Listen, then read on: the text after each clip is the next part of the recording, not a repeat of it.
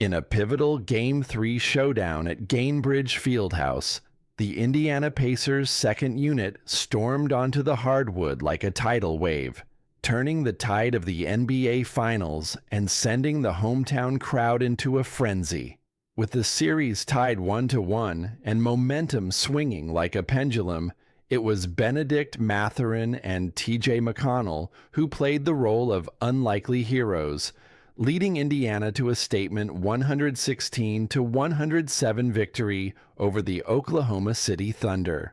And just like that, the Pacers now hold a 2-1 edge in the finals, 2 wins away from claiming the franchise's first ever NBA championship. Bench Mob Takeover. Forget the headline names for a second. This night belonged to Indiana's unsung soldiers. Bennedict Mathurin erupted for 27 points off the bench, providing the type of instant offense that scorches defenses and shifts the emotional tide of a game. TJ McConnell, the heartbeat of Indiana's bench unit, did everything short of selling popcorn, diving for loose balls, harassing Oklahoma City's guards, slicing through the lane, and playing the kind of playoff basketball that gets etched in franchise lore. It was McConnell who delivered the game's turning point. Trailing 95-93 early in the fourth, he stole an inbound pass beneath the Thunder's basket and flipped in a sneaky layup to tie things up. On the next possession, he found Mathurin in the corner for a cold-blooded three that gave Indiana its first fourth-quarter lead. From there, the Pacers poured it on. 22-8 run to glory. The final frame was all Indiana. After trailing 89-84 entering the fourth, the Pacers exploded for a 32-18 quarter that completely overwhelmed a Thunder team that looked rattled, rushed, and ultimately undone. The run began with McConnell's hustle and Mathurin's dagger, but it didn't stop there. Andrew Nembhard calmly drained a mid-range jumper. Obi Toppin skied for a violent putback dunk.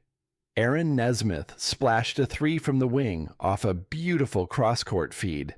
And Mathurin, once again, floated in a soft jumper that had the Indiana crowd chanting his name. When the dust settled, Indiana had outscored Oklahoma City 22-8 to close the game, flipping a 5-point deficit into a 9-point win. The Thunder had no answers. Haliburton and Siakam, the steady stars. Though the bench carried the final blow, Indiana's stars set the foundation. Tyrese Haliburton was once again the engine of the offense, coming within a whisker of a triple-double, 22 points, 11 assists, and 9 rebounds. His fourth three-pointer of the night came after he returned from a brief rest in the fourth quarter and gave Indiana a 101-98 lead. A shot that sparked the avalanche. Pascal Siakam added 21 points, including the dagger layup with 1:09 left that pushed Indiana's lead to 112-104. It was a veteran move, a smooth, composed drive to the rack that screamed of playoff poise and championship hunger. "We just had guys make play after play," Haliburton said post-game. "Our bench was amazing. It was all heart tonight." Thunder fade under pressure. For 3 quarters, Oklahoma City looked like the team that had bulldozed its way through the Western Conference. Jalen Williams was electric with 26 points. Shai Gilgeous-Alexander added 24. Chet Holmgren chipped in with 20 points and 10 rebounds. But in the fourth, the Thunder flatlined. They shot just 35.3% from the field, missed all 4 of their attempts from deep, and coughed up 5 turnovers in the final 12 minutes.